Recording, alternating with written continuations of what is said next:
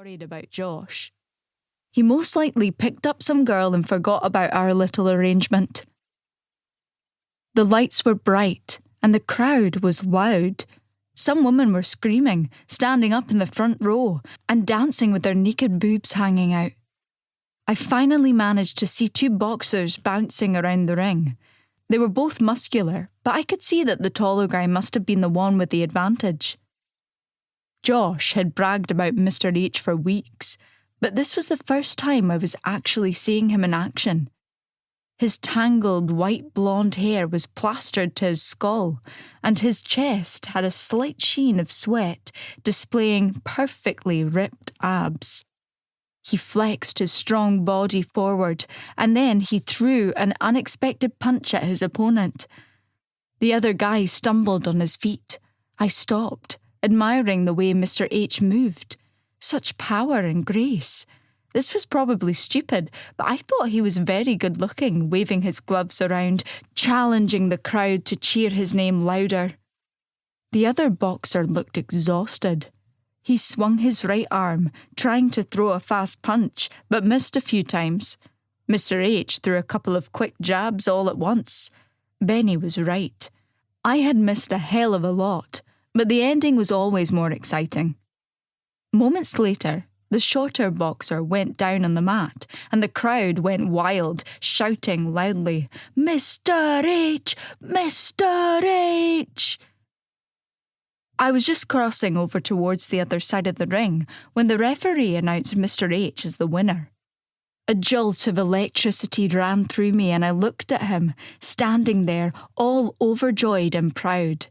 He grinned and shouted something to the topless girls up front, and they started shaking their boobs, screaming.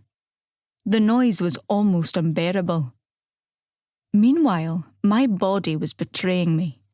I was getting aroused just staring at some sweaty boxer. Hell, I really needed to get laid soon. It had been too long. Shaking my head, I started to make my way to the benches. I was hoping that Josh might show up eventually.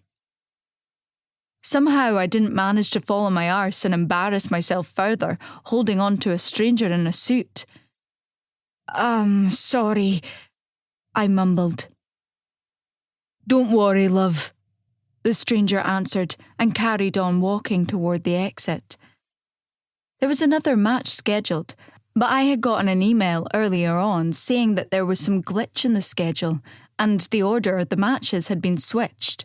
Apparently the other boxer had some trouble getting to the arena, so the undercard match would be second. I was glad that, overall, my trip wasn't a complete waste of time.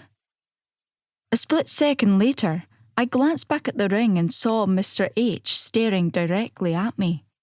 He stood by the edge of the ring and his eyes locked with mine. Then he winked at me.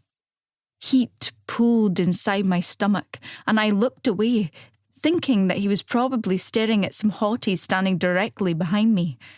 It took me a few seconds to realise that there wasn't anyone else there, just a group of men who were heading toward the exit. No other women. By the time I looked back at him, Mr. H had disappeared. My heart began pounding away when I thought about his muscular body covered with sweat. I liked what I saw. 10 minutes later, I was sitting down, fanning myself with the programme that someone had left on the chair. My skin felt like it was on fire. Luckily, the ring was empty, but my mind locked that intimate stare deep inside my memory. Heat skittered over the nape of my neck. I needed to pull myself together quickly and forget about Mr. H. I reminded myself of the main reason I was here tonight. I needed to speak to Adler McDougall about my ideas. The man invested his fortunes in many sports ventures around Scotland. It was a hell of a gamble, but I wanted him to take a look at my business plan. Apart from the money issue, I could barely find time to run my classes. Andrew Davies was an arsehole, and unfortunately, he was also my boss. I had been working at Digital Box for over 6 years. It was a digital marketing company. Davies had taken over the management 2 years ago.